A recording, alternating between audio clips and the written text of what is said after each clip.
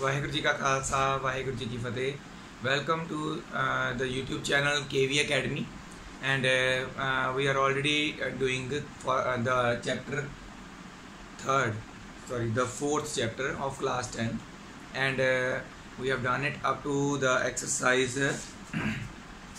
2.3 before like that. Sorry, we have done it up to 4.1. Yes, we have done it up to 4.1 and after that we are going to start a new topic, that is the completing the square method. So in this method how we have to solve, first of all I want to tell you that I have already told you that this method is actually not in the CBSE but it might be in the PSEB. So I'm just doing this method because it might come in your classes after your school, we can say when you enter your college, and sometimes we have to solve the quadratic equation chapter. We have that chapter in our colleges also. So in that you might have this method, completing the square method. So इसको समझ लीजिए इसी तरह से, चाहे आगे आए या ना आए, एक क्वेश्चन मैं आपको इसका करवाऊंगा, ठीक है। इसको अच्छी तरह से देख लीजिए, ठीक है। तो नेक्स्ट जो एग्जांपल या क्वेश्चन जो भी होंगे वो आप कंटिन्यू कर सकते हैं बाय फैक्टराइजेशन मेथड, जो हमने पहले ऑलरेडी किया हुआ है। तो इसको सॉल्व कैसे करना है, कंप्लीटिंग द स्क्वायर, मतलब स्क्वायर इनकम्प्लीट है, कोई एक स्क्वायर जो है वो इनकम्प्लीट है, उसको कंप्लीट करना है। इसका मेथड का मतलब ये बनता है, कौन सा स्क्वायर इनकम्प्लीट है आपको बताता हूँ, ये वाला पहली दो टर्म्स है जो ध्यान से देखिए, a square minus 2ab plus b square नहीं है हमारे पास, ये जो 3 है ना, ये हमारे पास बी स्क्वायर नहीं है, मतलब कि ये इनकम्प्लीट है। इसके रिलेटेड कोई बी स्क्वायर होना चाहिए था साथ में, तो ये कंप्लीट होता। ये तो एक फालतू एक एक्स्ट्रा नंबर है कह लो, जिसकी जरूरत नहीं थी हमें, ठीक है। बट क्या है कि एक्स की वैल्यू इसी से निकलेगी, तो इसलिए ये साथ में है। एक्चुअल में इस स्क्वायर को कंप्लीट करने के लिए इसकी जरूरत नहीं थी, कोई और नंबर चाहिए था, वो कौन सा था वो हमने फाइंड आउट करना है और इस स्क्वायर को कंप्लीट करना है। कैसे करेंगे, सबसे पहले एक्स स्क्वायर के साथ जो भी नंबर होगा वो नहीं चाहिए हमें, 2 है वो नहीं चाहिए, तो हम क्या करेंगे, divide the whole equation by 2।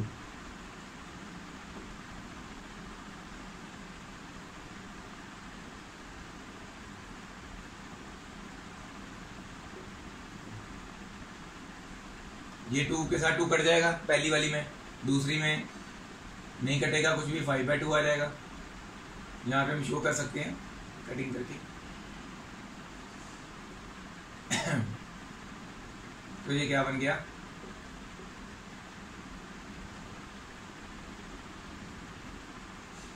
ये 3/2 है ना, उधर ले जाना इसको, इसी में इसी स्टेप में कर लो। ये तो हमारा स्क्वायर में आता ही नहीं है ना, तो इसको पहले ही उधर ले जाओ।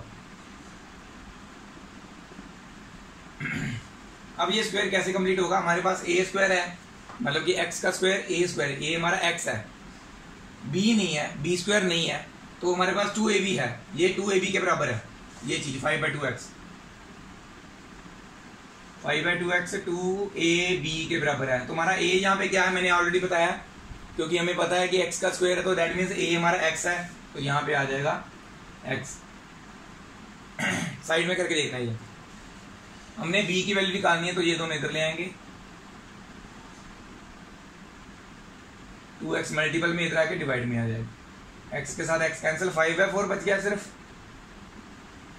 तो हमारा b जो है वो असल में 5/4 है, बट हमें स्क्वायर कंप्लीट करने के लिए बी स्क्वायर चाहिए साथ में प्लस में, ठीक है। तो हम इक्वेशन को कंप्लीट या सही करने के लिए क्या करेंगे, इधर भी बी स्क्वायर ऐड करेंगे, इधर भी बी स्क्वायर ऐड करेंगे, एडिंग बी स्क्वायर मतलब 5/4 स्क्वायर ऑन बोथ साइड्स।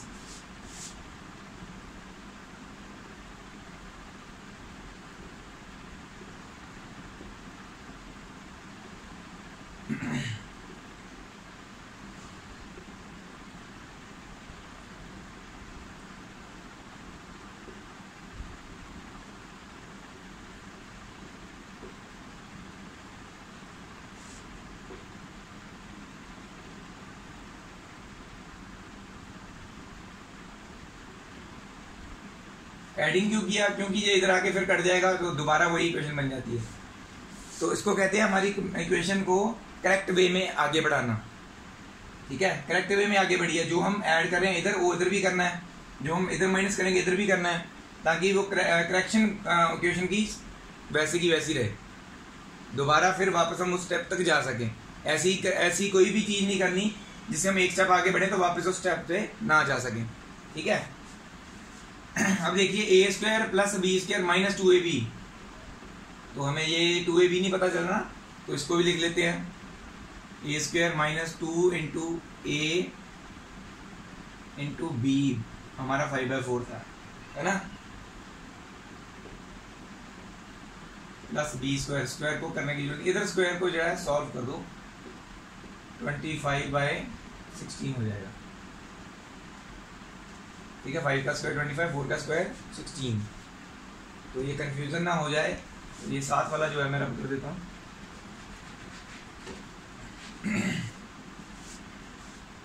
अब यहाँ पे तो स्क्वायर कंप्लीट हो गया। कंप्लीटिंग द स्क्वायर मेथड मतलब कि जहाँ ये जो स्क्वायर था इनकम्प्लीट चल रहा था, पहली 2 टर्म्स ही थी हमारे पास, तीसरी नहीं थी बी स्क्वायर वाली, वो हमने कंप्लीट कर लिया। ठीक है, यूजिंग आइडेंटिटी।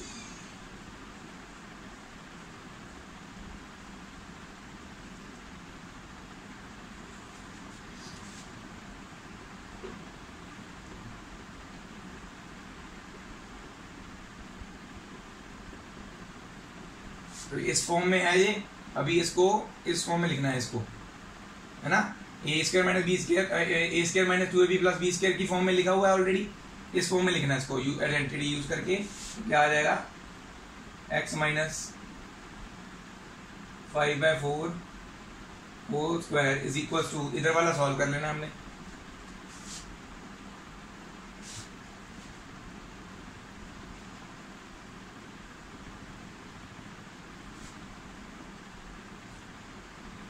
x माइनस 5/4, इधर स्क्वायर था, इधर वाली जो भी टर्म आएगी उसके ऊपर स्क्वायर रूट डल जाएगा, ये स्क्वायर इधर से हटके उधर जाके स्क्वायर रूट हो जाएगा।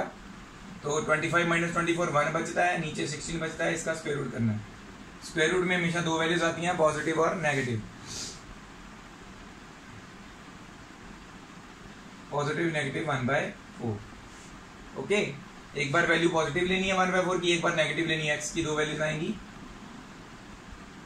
एक बार पॉजिटिव 1/4 से सॉल्व करना है, दूसरी बार नेगेटिव 1/4 से सॉल्व करना है। माइनस 1/4 उधर जाके प्लस का हो जाएगा,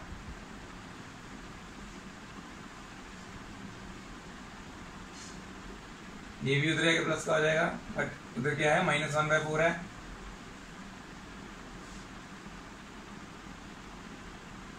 ये आ जाएगा नीचे 4, ऊपर 1 + 5, इधर आ जाएगा -1 + 5 और नीचे 4, 6/4, दैट इज x की वैल्यू एक तो आ गई 3/2, दूसरी कितनी आएगी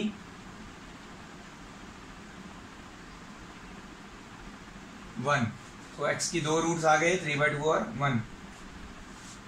सॉल्व करने को बोला था, फाइंडिंग द रूट्स भी बोल देते हैं, तो एक ही बात है, फाइंड द रूट्स मतलब रूट्स ही फाइंड आउट किए हमने। जीरोस कहते हैं तो जीरोस ही फाइंड आउट किए, ये भी जीरोस भी होता है। ठीक है, तो ये आप नोट कर लीजिए, सिर्फ एक मैथड को समझाने के लिए मैंने एक सम सॉल्व किया है। नेक्स्ट जो आप सम्स हैं वो चाहे तो प्रैक्टिस के लिए 2 सम्स एग्जांपल्स इससे सॉल्व कर सकते हैं ताकि प्रैक्टिस हो जाए। अगर आपको फिर भी प्रॉब्लम आती है कोई, तो आप फैक्टराइजेशन मेथड कंटिन्यू कर सकते हैं। ठीक है, ये सिर्फ समझाने के लिए मैंने आपको एक सम करवाया है, ये नोट कर लीजिए। नेक्स्ट हमारे पास 2 एग्जांपल्स और हैं, एग्जांपल 8 और 9। इनकी भी सिर्फ इक्वेशंस दी हुई हैं। वैसे तो इनके आगे लिखा हुआ था bye completing the square method, तो क्योंकि वो आपके सिलेबस में नहीं है तो आप इसको चाहे तो फैक्टराइजेशन मेथड के साथ सॉल्व कर सकते हैं। अदरवाइज मैंने आपको अभी कंप्लीटिंग द स्क्वायर मेथड करवाया है, तो प्रैक्टिस के लिए आप ये 2 क्वेश्चंस जो हैं वो कर सकते हैं कंप्लीटिंग द स्क्वायर मेथड से। एक्सरसाइज के जितने क्वेश्चन होंगे वो फिर आप फैक्टराइजेशन मेथड से ही कर लेना।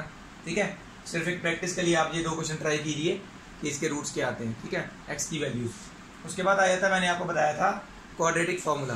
ठीक है, क्वाड्रेटिक फार्मूला जो है वो भी साफ पता चल रहा है, क्वाड्रेटिक इक्वेशंस पे लगेगा, ये तो साफ क्लियर हो रहा है। ये हमने अभी तक फैक्टराइजेशन मेथड किया, कंप्लीटिंग द स्क्वायर मेथड भी किया, तो उसमें सब में क्या है, हम क्वाड्रेटिक इक्वेशंस के सॉल्यूशंस फाइंड आउट कर रहे हैं, मतलब कि रूट्स फाइंड आउट कर रहे हैं या जीरोस कह लो फाइंड आउट कर रहे हैं। इससे भी हमने क्वाड्रेटिक इक्वेशन के रूट्स ही फाइंड आउट करने हैं, बस मेथड थोड़ा सा अलग है। तो हमारे पास जो क्वाड्रेटिक इक्वेशन होती है वो क्या होती है, ax² + bx + c = 0। ठीक है, सबसे पहले क्या होता है, भी आपको क्वेश्चन कई बार आ जाता है कि आपको कोई भी इक्वेशन दी होती है, आपको पूछा जाता है भी पहले तो चेक करो कि उसके रूट्स एग्जिस्ट करते हैं कि नहीं करते हैं। ठीक है, या उसके रूट्स पॉसिबल हैं कि नहीं पॉसिबल हैं। ठीक है, वो कैसे चेक करेंगे, इस फॉर्मूले में जो होता है एक चीज होती है डिस्क्रिमिनेंट।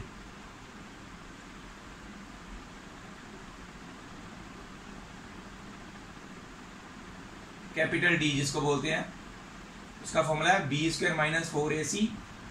ठीक है, पहले तो डी की वैल्यू ऐसे निकालेंगे, बी क्या है पता चल रहा है ना, बी ये है, ए ये है, सी ये है।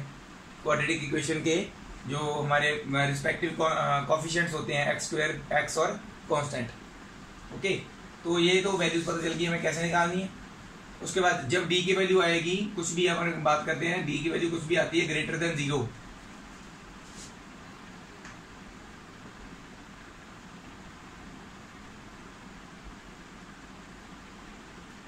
Roots are real and distinct. ये लिखना बहुत जरूरी है, मतलब कि आप नोट कर लीजिए, जरूरी है, ये आगे काम आएगा।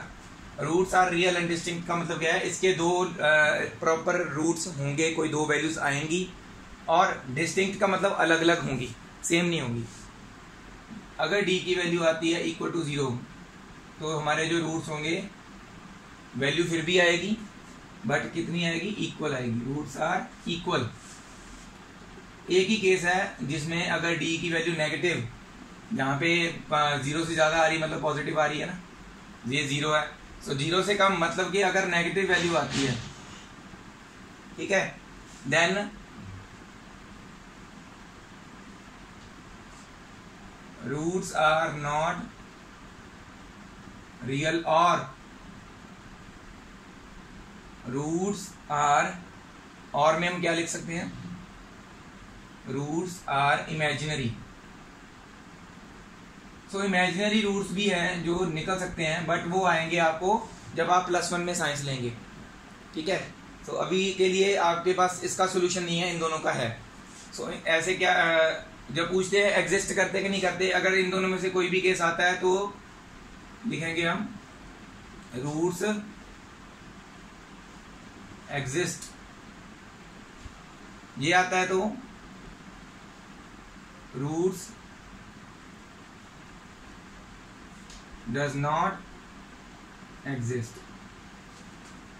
ठीक है, अगर ये दोनों केस आते तो रूट्स एग्जिस्ट करते हैं, ये आता तो रूट्स डज नॉट एग्जिस्ट लिख सकते हैं। अगर उन्होंने प्रॉपर पूछा किस टाइप के रूट्स हैं तो ये आंसर देना है। जब उन्होंने खुद पूछा होगा एग्जिस्ट करते कि नहीं करते तो आपने इसमें आंसर देना है। अगर उन्होंने पूछा होगा कौन से टाइप के हैं तो आपने प्रॉपर बताना है, अगर ग्रेटर देन 0 वैल्यू तो roots are real and distinct बताना है। फिर उसके बाद जब हमने डी निकाल लिया, अभी आंसर नहीं आया ना एक्स का आंसर कैसे आएगा, डी निकालने के बाद अगर हमारे पॉजिटिव डी की वैल्यू पॉजिटिव आती है तो एक्स निकालने का फॉर्मूला क्या है, -b ± root D upon 2a। b पता चल रहा है ना, इससे आया है a, इससे आया है d, हमने निकाला है अभी, तो ये फॉर्मूला होगा for finding if the value is greater than 0। अगर इक्वल टू 0 है तो क्या होगा, d अगर इक्वल टू 0, तो यहाँ पे देखो अगर 0 पुट कर देते हैं तो क्या बचता है, -b/2a बचता है, ± रूट d तो बचेगा ही नहीं, क्योंकि स्क्वायर रूट ऑफ 0 कुछ नहीं होता, 0 ही होता है। तो जब d 0 होगा तो यहीं से हमारा दूसरा फॉर्मूला d 0 के लिए निकल आता है -b/2a। तो ये जो चीज है आपने नोट कर लेनी है, इसको नोट कर लीजिए, आगे हमारी जो एग्जांपल्स होंगी या क्वेश्चंस हम करेंगे उसमें यूज होगा।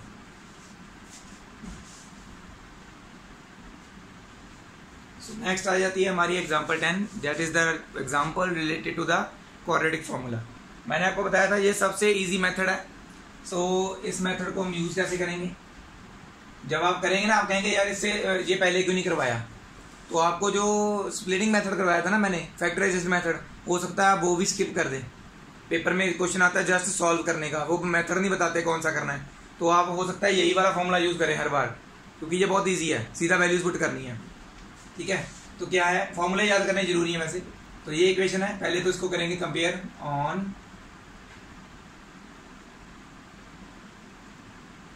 Comparing the above equation bye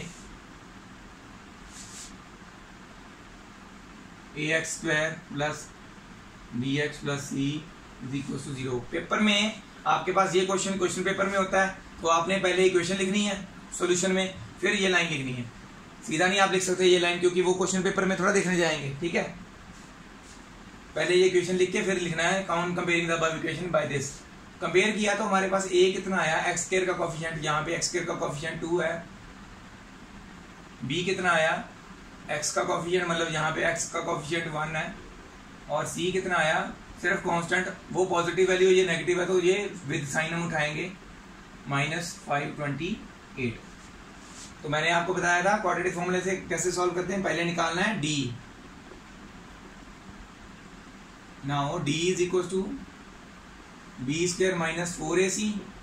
b कितना हमारा 1 का स्क्वायर माइनस 4 इंटू a कितना है 2, c कितना है -528। 1 का स्क्वायर 1 होता है, माइनस माइनस पॉजिटिव साइन आएगा, 4 2 8, और 8 इंटू 528 बनता है 4224।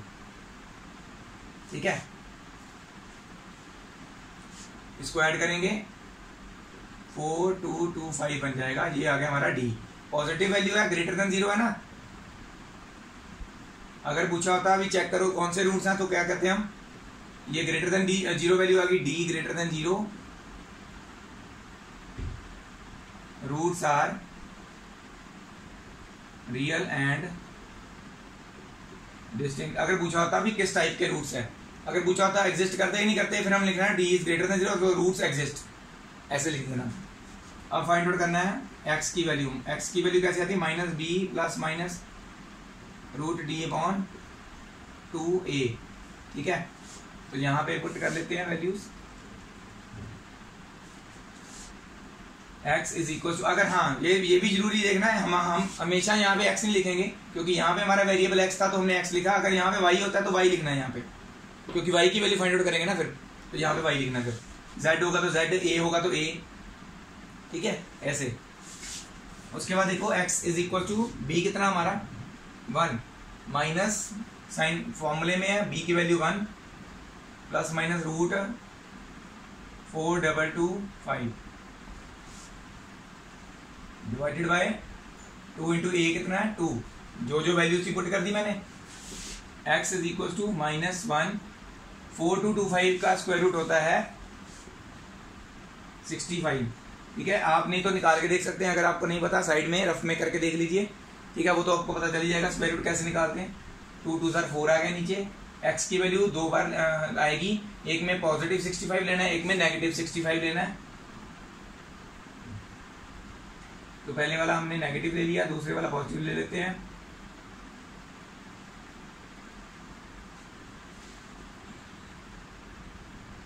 -66/4 कटिंग करेंगे, तो -33 अपॉन 2 आती पहली वैल्यू। दूसरी वैल्यू क्या आएगी 64/4,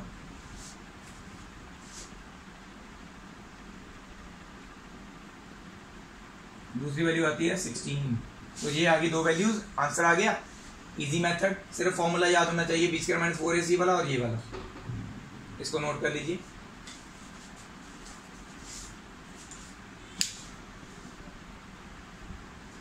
next example, find 2 consecutive odd positive integer sum of which squares is 290। So consecutive का मीनिंग मैंने बताया था ऑलरेडी। कंसेक्यूटिव का मीनिंग 1 बाय अनदर। जैसे आप लाइन में खड़े होते हैं ना, आपके आगे एक, उसके पीछे आपके पीछे एक और, ऐसे लाइन वाइज खड़े होते हैं। ऐसे नंबर्स में क्या होता है, एक के बाद एक। ठीक है, बट इसमें क्या पूछा गया, consecutive odd positive integer. Odd numbers कैसे आते हैं, जैसे एक नंबर 1 है तो अगला नंबर 3 होगा ऑड, तो उसके बाद वाला 5 होगा, उसके बाद वाला 7 होगा। ऐसे कंसेक्यूटिव ऑड मतलब कि 1 बाय 1 आगे आगे आगे बढ़ते हुए ऑड्स जैसे हैं, अगर इसको हम x लेते हैं तो नेक्स्ट नंबर कब आया, 2 ऐड करने के बाद, ठीक है। सो चाहे इवन लें तो चाहे ऑड लें, दोनों में हम x को ऐसे ही लेट करना है कंसेक्यूटिव, ऑड लें चाहे इवन लें।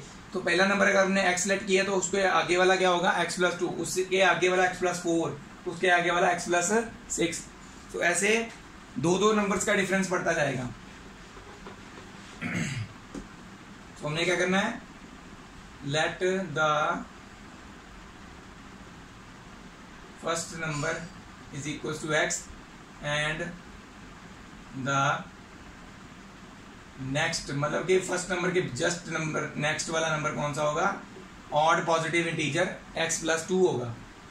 ओके, सो क्वेश्चन क्या है, सम ऑफ हूज स्क्वायर, इन दोनों के स्क्वायर्स का sum according to question x² plus x+2 का स्क्वायर, स्क्वायर कर दिया दोनों नंबर्स का और ऐड भी कर दिया, सम का मतलब ऐड ऑफ किसका सम करना है, स्क्वायर्स का, दो नंबर जो कंसेक्यूटिव और पॉजिटिव है उन दोनों का स्क्वायर का सम कितना है, 290। तो यहाँ पे जस्ट क्या है, आइडेंटिटी लगेगी, या ये वाले में a+b होल स्क्वायर वाली आइडेंटिटी लगेगी ना, using identity a+b whole square is equal to a² plus 2ab plus b²। तो क्या आ जाएगा यहाँ पे, पहला तो x² एज इट इज, दूसरे में x² plus 2 into x into 2 plus 2² is equal to 290, x² plus x² बन गया 2x², 2 इंटू 2 4x बन गया, ये ज़्यादा दूर लिख दिया मैंने, स्क्वायर इसके ऊपर आएगा, 2 का स्क्वायर 4, 290 इधर आके हो जाएगा माइनस का 2x² plus 4x minus 286, 4 minus करने में 286 बनाना इज इक्वल टू 0, 2 का मान आ जाएगा x² plus 2x minus 143 is equal to 0। So ये 2 उधर जाके 0 के साथ डिवाइड होगा, तो ये इक्वेशन यही बचेगी सिर्फ हमारे पास। इक्वेशन क्या आ गई, x² plus 2x minus 143 is equal to 0। आपके पास x की 2 वैल्यूज आएंगी, एक आएगी पॉजिटिव वाली, एक आएगी नेगेटिव वाली। चाहे तो आप वेक्टराइजेशन मेथड से कर लें, चाहे क्वाड्रेटिक फॉर्मूले से कर लें, जो आपकी मर्जी है। क्वाड्रेटिक फॉर्मूले से कीजिए वैसे, क्योंकि वो न्यू मेथड है, इजी भी है। क्वाड्रेटिक फॉर्मूले से इसको सॉल्व करना है तो x की 2 वैल्यूज आएंगी, एक पॉजिटिव और एक नेगेटिव। सो उन्होंने ऑलरेडी बताया अभी पॉजिटिव ऑड इंटीजर है, सो नेगेटिव वैल्यू रिजेक्ट कर देनी है। तो हमारा पॉजिटिव जो वैल्यू होगी वो x की वैल्यू होगी, मतलब फर्स्ट नंबर हमारा जो आएगा वो x की वैल्यू जो है वो होगी। सेकंड नंबर क्या होगा, जो x की वैल्यू होगी उसमें 2 ऐड करके सेकंड नंबर निकाल देना, यही पूछे उन्होंने, ये नोट कर लीजिए।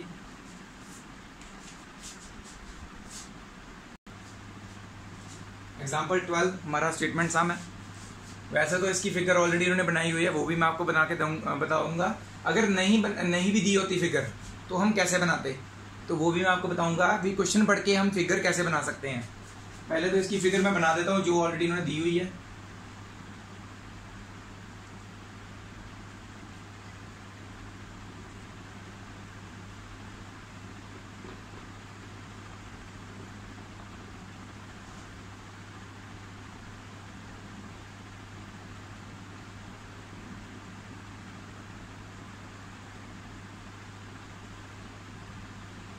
ये फिगर इन्होंने बनाई हुई है, मैं क्वेश्चन के अकॉर्डिंगली बताता हूँ। Rectangular park is to be designed whose breadth is 3 metre less than its length. Breadth जो है लेंथ से 3 मीटर कम है। तो ये देखो यहाँ पे क्या किया, x+3 किया है, पर तो ये कौन सी चीज है, किससे ज्यादा है, ब्रेड्थ। अगर ब्रेड्थ लेंथ से कम है तो दैट मीन्स लेंथ ज्यादा होगी। सो उन्होंने क्या किया, ब्रेड्थ को x लेट कर लिया और लेंथ को x+3 लेट कर लिया। ब्रेड्थ को लेंथ से कम ही दिखाना था ना, तो उन्होंने उलट लिख दिया, इसको x+3 लिख दिया है, लेंथ को ब्रेड्थ से 3 ज़्यादा लिख दिया है। तो ऑब्वियसली लेंथ से ब्रेड्थ 3 कम हो गई। ओके, और उन्होंने बताया भी इसका जो एरिया है रेक्टेंगल का, रेक्टेंगुलर पार्क का, ये 4 मीटर स्क्वायर ज़्यादा है। किससे, उसी के रेक्टेंगल के एक ब्रेड्थ पे रेक्टेंगल आइसोसेलेस ट्रायंगल बना हुआ है, उसके एरिया से 4 स्क्वायर मीटर ज़्यादा है इसका एरिया। ठीक है, तो अगर इसका बेस x है तो इसका बेस भी x होगा। ठीक है, तो आइसोसेलेस ट्रायंगल का ऑल्टीट्यूड दिया हुआ हमने, उन्होंने दिया हुआ है कितना 12 मीटर। ऑल्टीट्यूड ऑफ, मैंने ये लिखा है altitude of triangular park is 12 metre. वो ALT मैंने लिखा है, ऑल्टीट्यूड है, ऑल्टीट्यूड मतलब हाइट। अगर इन्होंने इक्वेशन हमें ना दी, फिगर ना दी होती तो हम कैसे बनाते? हम एक रेक्टेंगुलर पार्क बोलो उन्होंने, तो हमें मोस्टली हम रेक्टेंगल ऐसे बनाते हैं। उन्होंने बोला breadth is 3 metre less than length, length को हम लेट करते। फिर तो अगर हमें डायग्राम ना दिया होता तो लेंथ को हम x लेट करते और ब्रेड्थ को लेंथ से 3 कम कर देते, तो ये भी करेक्ट होता हमारा, गलत नहीं होता ये। ठीक है, इधर लिखने की बजाय इधर लिख लो, क्योंकि इधर ट्रायंगल भी बनाना हमने, उधर जगह नहीं बची। और उन्होंने क्या बोला था? Its area to be 4 metre square more than the area of isosceles triangle shaped park already been made with its base as breadth. उस ट्रायंगल का बेस क्या है? इस रेक्टेंगल की ब्रेड्थ, मतलब कि चाहे तो ये वाली ले लो चाहे ये वाली ले लो, ट्रायंगल इधर नहीं बनेगा इजीली, तो मैं इधर बना रहा हूं। आइसोसेलेस ट्रायंगल बना तो दोनों साइड सेम होनी चाहिए। इसका बेस जो है ट्रायंगल का, ये बेस है, ये बेस जो है वो क्या है? रेक्टेंगुलर पार्क की ब्रेड्थ है। ऐसे बस ये ऐसे बढ़ा, ये हमने ऐसे डाल दिया बस। ऑल्टीट्यूड क्या बताया? बेस के ऊपर होता है, ये बेस अगर ट्रायंगल का तो ये ऑल्टीट्यूड होगा। ठीक है, ऑल्टीट्यूड कितना बताया? 12 मीटर। तो हम ऐसे बनाते हैं इसको। अगर हमें ये फिगर ना दी होती तो हम ऐसे बनाते। इसके अकॉर्डिंगली सॉल्व करते हैं, इक्वेशन निकालते हैं। क्या आएगी? Let the length of park x metre length से, देन ब्रेड्थ ऑफ पार्क कितनी होती है? लेंथ से 3 मीटर कम। ओके, यही दिया जो हमने लेट करना है। अकॉर्डिंग टू क्वेश्चन क्या है? पहले तो हम ट्रायंगल का एरिया निकालेंगे। अगर ये बेस x-3 है ब्रेड्थ, तो ये भी x-3 होगा, जो कि इस ट्रायंगल का बेस है। एरिया ऑफ ट्रायंगुलर पार्क, मैंने ये ट्रायंगल शेप बनाई है, triangle park, half into base into height लिख लो, चाहे ऑल्टीट्यूड लिख लो, एक ही बात है। हाइट और ऑल्टीट्यूड सेम चीज होती है। हाफ इंटू, हाँ जी, बेस कितना है? x-3, ऑल्टीट्यूड कितना है? 12। 2 के साथ ये कैंसिल हो जाएगा, 6 बच गया, 6 को अंदर मल्टीप्लाई कर दो। एरिया ऑफ ट्रायंगल कितना आ रहा है फिर? 6x - 18। इक्वेशन 1 ले लेते हैं इसको। ठीक है, दूसरा केस क्या है? उन्होंने बोला था एरिया ऑफ रेक्टेंगल है वो एरिया ऑफ पार्क से 4 स्क्वायर मीटर ज्यादा है। यहां पे लिखेंगे area of rectangle is equal to area of triangle plus 4। यही बोला था ना उन्होंने। एरिया ऑफ रेक्टेंगल क्या होता है? Length into breadth. इसकी लेंथ x है, ब्रेड्थ x-3 है। x into x-3 is equal to area of triangle कितना निकाला हमने? 6x - 18 और प्लस साथ में 4। इसको अंदर मल्टीप्लाई कर देंगे। x² - 3x is equal to 6x 18 - 4 that is -14, क्योंकि साइन 18 का बड़ा है। दोनों इधर आ जाएंगे। x² - 3x - 6x plus 14 is equal to 0। तो ये इक्वेशन क्या बन जाएगी? ये दोनों सिर्फ ऐड होंगे, -9x बन जाएगा, है ना। x² - 9x plus 14 is equal to 0। इसको सॉल्व कर लेने बाय क्वाड्रेटिक फॉर्मूला। ठीक है, आंसर आपका जो भी 2 आंसर आएंगे, एक कम आएगा, छोटा आएगा, एक बड़ा आएगा। तो इनमें से छोटा कौन सा है? ब्रेड्थ छोटी है, लेंथ बड़ी है, तो जो बड़ा आंसर होगा वो लेंथ का होगा, छोटा वाला ब्रेड्थ का होगा। ओके, तो ऐसे आपने इसको लिख लेना। तो ये नोट कर लीजिए।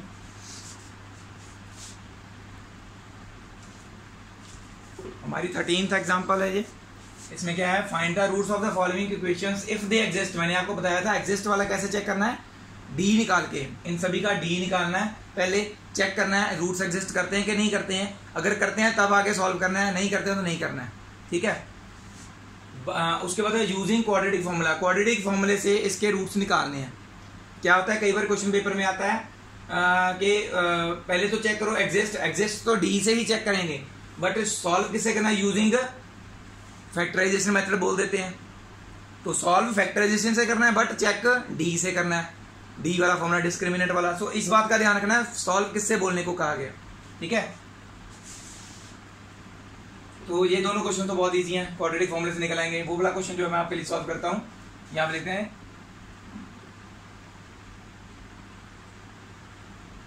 On comparing above equation by, किससे कंपेयर करते हैं हम, ax square plus bx plus c is equal to 0। तो हमारा a कितना है 2, x के साथ वाले सारा जो है विद साइन b है हमारा, और c कितना है 1, ठीक है। तो हमारा d कितना आ जाएगा, b स्क्वायर माइनस 4ac, पहले चेक करने को बोला ना उन्होंने, तो हम चेक करेंगे b कितना है -2√2 का स्क्वायर -4 इंटू a कितना है 2, c कितना है 1। तो देखिए माइनस का स्क्वायर पॉजिटिव, 2 का स्क्वायर 4, √2 का स्क्वायर 2, स्क्वायर और स्क्वायर रूट कट जाते हैं। हाँ, जब ऐसे आता है ना मल्टीपल वाली चीज के ऊपर स्क्वायर आता है तो सबका स्क्वायर अलग अलग करके लिख दो, बस सिंपल। यहाँ पे भी 4 इंटू 2 है, तो क्या बन गया 8 - 8, 0 आ गया डी। मैंने बताया था डी अगर ग्रेटर देन 0 और इक्वल टू 0 है तो रूट्स एग्जिस्ट लिखना है, बट फॉर्मूला जो है वो हमने कौन सा लगाना है अब, जहां पे डी 0 है तो एक्स क्या आता है -b/2a, क्योंकि डी तो है ही नहीं ना, प्लस माइनस रूट डी कर भी लोगे तो 0 ही पुट करना है फिर भी, तो पुट करने का फायदा क्या, माइनस साइन फॉर्मूले का, और b की वैल्यू वो भी माइनस में है, a की value 2, minus minus positive 2√2 divided by 4, cutting हो गई, ये √2/2 आ गया। सो x की दो वैल्यूज आई, वो दोनों की दोनों √2/2 आ जाएंगी, ठीक है, दोनों रूट्स √2/2 हैं। तो ये हमारा आंसर आ गया इस क्वेश्चन का। बाकी दोनों क्वेश्चंस के तुम आपने खुद सॉल्व करने हैं। इसी के साथ ही आज जो हमारी वीडियो है वो हम एंड कर रहे हैं। नेक्स्ट में हम करेंगे कुछ इंपॉर्टेंट स्टेटमेंट सम्स हैं, ठीक है, उसके बाद एक्सरसाइज के कुछ सम्स करने की कोशिश करेंगे जितना हो सके ज़्यादा से ज़्यादा, क्योंकि एक्सरसाइज थोड़ी बड़ी है तो उसमें हो सकता है अभी हम एक आध वीडियो और लगे उस एक्सरसाइज को कंप्लीट करने में। तो एक बात मैं आपसे एट द एंड करना चाहता हूँ, आपको मेरी वीडियोस कैसी लगती हैं आप प्लीज़ मुझे कमेंट में ज़रूर बताएं। If there is some kind of improvisation needed so that I can do it. तो आपकी जो सजेशंस है वो बहुत वैल्यूएबल है मेरे लिए। आप मुझे सजेशन दीजिए कि मुझे और क्या करना चाहिए, या मुझे इम्प्रूव करने के लिए कि और क्या करना चाहिए वीडियोज़ में, और मैटर कैसे डालूँ मैं, क्या इम्प्रूवमेंट चाहिए मुझे, ताकि मेरी वीडियो जो है वो आपको और भी अच्छी लगें और आप आगे और शेयर कर सकें और मैक्सिमम टू मैक्सिमम व्यूअर्स जो हैं सब्सक्राइबर्स मेरे पास पहुंच सकें। सो मैं एट द एंड थैंक्स करना चाहूँगा अपने सभी सब्सक्राइबर्स को जिन्होंने मुझे सब्सक्राइब किया हुआ है, जो मेरी वीडियोस को फॉलो करते हैं, जो मेरी वीडियोस देखते हैं, सभी बच्चे जो मेरे से अच्छी तरह समझ रहे हैं, हम कंटिन्यू सीरीज़ में चल रहे हैं। सो सभी का थैंक्स करता हूँ मैं, और ऐसे ही मुझे फॉलो करते रहिए और आगे भी मुझे सपोर्ट कीजिए, जितना हो सके आप मेरी वीडियोस को आगे शेयर कीजिए। और हमें जब भी आप मेरी कोई भी वीडियो देखते हैं तो एटलीस्ट उसको लाइक जरूर किया कीजिए। लाइक करने से मैंने आपको बताया था कि हमारी वीडियो जो है वो सर्च इंजन में जब हम सर्च करते हैं तो वो थोड़ा अप शो होती है, सर्च में एक या दो तीसरे चौथे नंबर पे, पाँचवें छठवें नंबर पे हमारी वीडियो जो है शो होनी शुरू हो जाती है अगर वो लाइक्स अच्छे मिले हों तो आप प्लीज़ लाइक जरूर किया कीजिए, शेयर कीजिए सबसे ज़्यादा जितना हो सके। जिन्होंने अभी तक सब्सक्राइब नहीं किया प्लीज़ सब्सक्राइब कर दीजिए मेरे चैनल को। Thank you very much for watching my videos. Waheguru ji का खालसा, वाहेगुरु जी की फतेह।